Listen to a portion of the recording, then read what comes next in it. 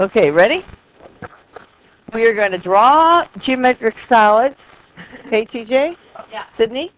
And we're going to learn new vocabulary. Maybe it's not new. Some is old. Okay, guys, put that away. And visualize parts of three-dimensional shapes. Reminder for the retake, you must make corrections on your test, and you have to have all your homework done and in. So that's the first thing, is to make sure the homework is done.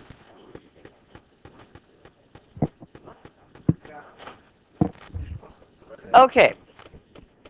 Mostly it's just talking. Okay, space. We occupy space. Okay, that's right. Okay, Sydney. TJ. It's a set of all points. Unlike lines and planes, space cannot be contained on a flat surface. So you're talking about space, you're talking about width or length, width, and then height. So we live in a three-dimensional world.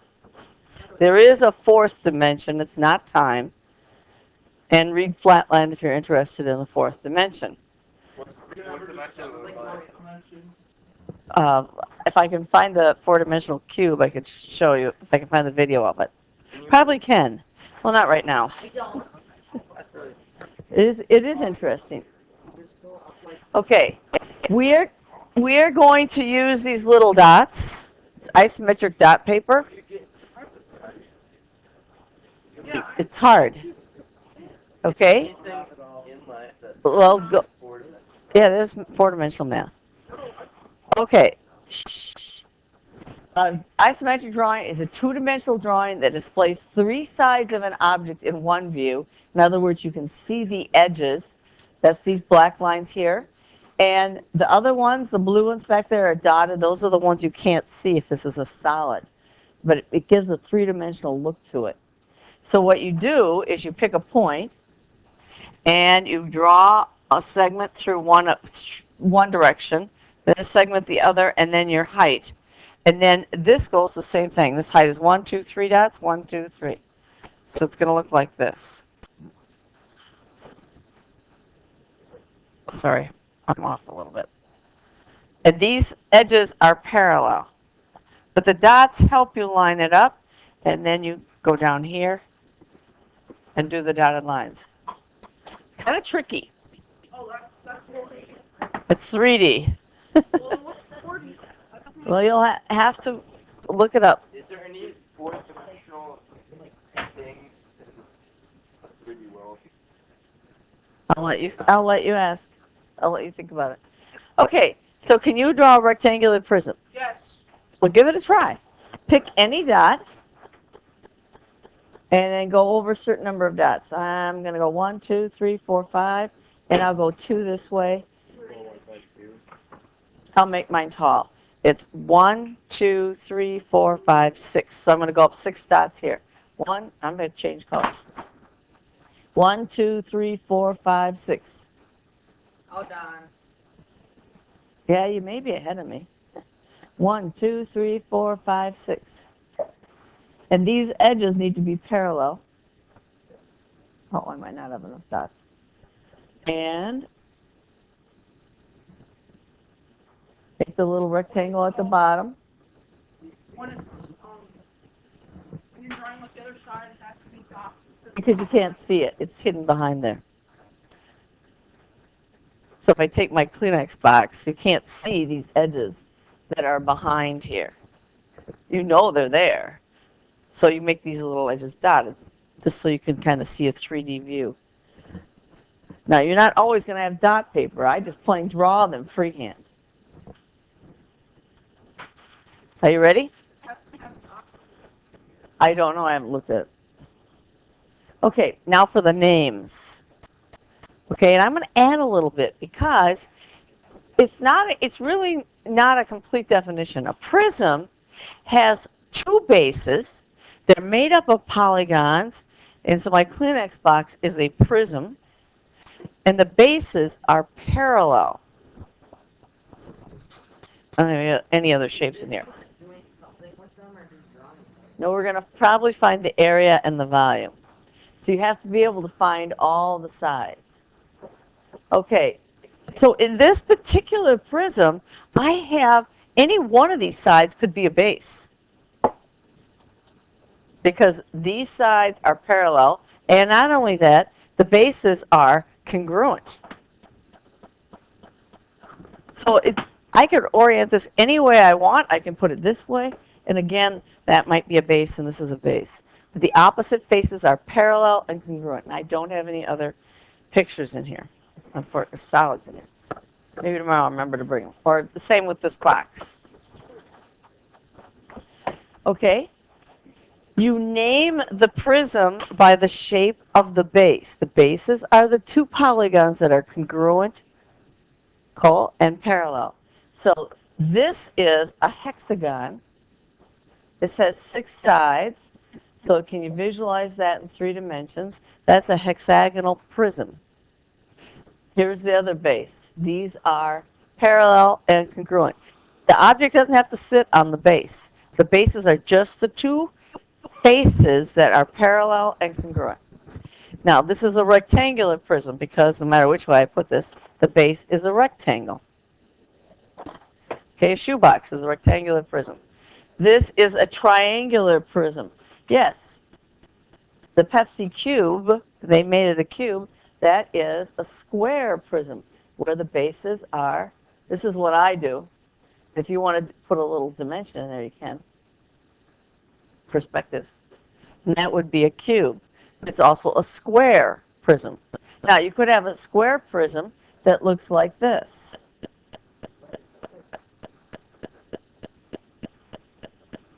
That's still not a square. This is a, yeah. No, it's the base is a square. It's a square prism. It's not a cube. It's a square. Yeah. But it's not a cube. A cube is all sides are the same. Not a cube. I probably would call it a rectangular prism, but you get more information if I call it a square, because then I know that this base is a square, and I know how to find the area of a square. And that's what we're going to be doing. But this, we're just going to practice visualizing and drawing these things. Pyramids, as you're familiar with pyramids, they have only one base, and the base is a polygon. Oh, by the way, I forgot, I did another class. What's true about all the sides of these? All these sides are made up of either rectangles or parallelograms. Most of the time, they're going to be rectangles. If it's on a tilt, it'll be a parallelogram. Questions over there? And what are these little faces going to be made up of? And a pyramid, they're made up of what? Triangles. Okay, so I'll bring in my pictures from Egypt of the pyramids. They are square pyramids where the base is a square. This is a rectangular pyramid because that base is a rectangle. It's a lot easier to find the bases in pyramids because they all come up to a single point called the vertex. That should be in there too. Okay? Hexagonal pyramid, this is a 6-sided figure. This is a 5-sided figure, and I know one of the homework questions is asking for a 7-sided pyramid, so I will bring up a 7-sided one before I'm done here. These are cylinders. Okay, TJ? And you guys all drink pop. And he has a water bottle, has part of it is a cylinder. Right? That's a cylinder. And the bases, okay, the bases are circles. You guys know the area of a circle. 360. That's how many degrees are in a circle. It's pi r squared. Pi r squared. But we'll be doing that. So we're going to be finding the area around and then the bases. Now, it doesn't make sense for packaging purposes to have pop cans that look tilted like that. They don't package very nicely. Okay, headsets off, please. You have plenty of time for that. And you guys all had ice cream cones. They have one base, and they come to a point. Not a great picture. Now, the height when you do these is always, if you were standing here and you were to drop a rock, it will always go straight down. It's perpendicular to the base. this is the side. And the side and the height are not the same. Okay, Sydney, question? And spheres. How do I draw a sphere? I draw a circle, and then I draw an equator, more or less.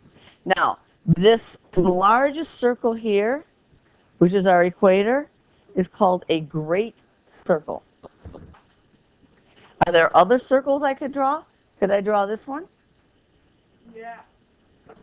And guess what? I could even draw, now these are parallel because they don't intersect. TJ, up here. Oh, you can have them out when we get to work time. How about that circle? That green circle intersects with the equator? No. No. That's parallel in a 3D world. Now, we work with, in geometry, we're going to be working with two-dimensional surfaces because when you zoom in on the Earth, it does look flat, but it's not flat. It's actually a sphere. Well, I don't even know if it's a sphere, but it's like a sphere. Okay, so the great circles are the biggest circles in the, on a sphere. Hemispheres are half of a sphere, and notice that I get the base here. It's like an orange you've cut in half, is a circle.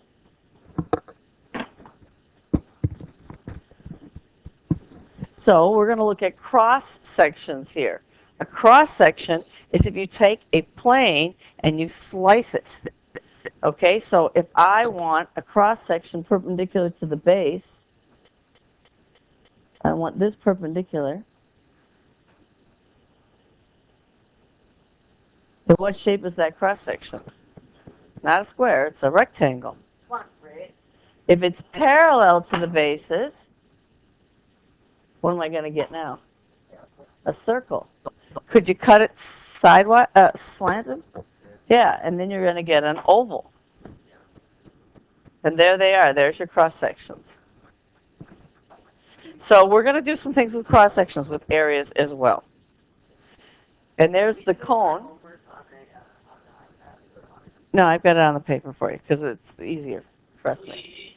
Okay, there's your cone. If you cut the top off, or in this case the bottom, you get the little cone, and the cross section is a circle. That looks like a what?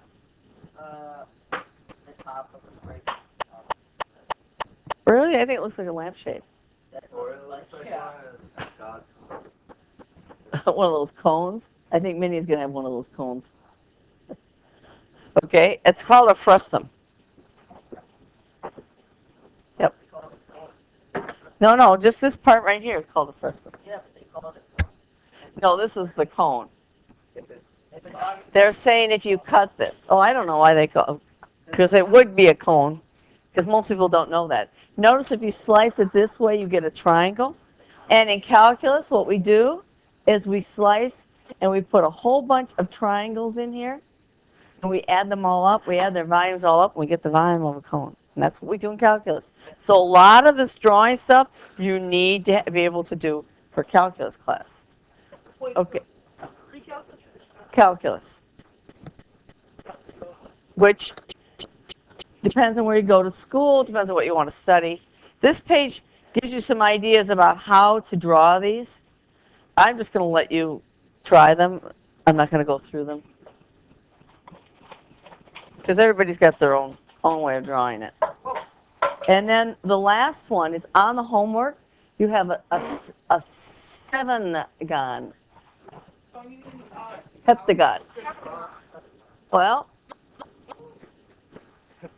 and I want to do a pyramid. So there's my 7 sides. So what I did was, I looked at it. Let me make that a little bit bigger. And I said, are there really any patterns? 7's hard because there are no patterns. But that's not true. That's not true at all. Here, take this vertex. If you draw this line all the way down here, that's perpendicular. If you draw this, these are at the same position, aren't they? If you draw this, they're at the same position. So if I start with a top here, like this, and then I'm going to angle it out a little bit. Not a very good one, but anyway, and then I'm going to come back, and then there's the base. That's not a very good one, but I did a better one earlier. But that's what you have to draw. So when you look at lesson 1, it is 2 full pages, front and back. but that's just because it takes a lot of space. And then we'll go over your tests. So let me give you this. Well, that's going to be difficult.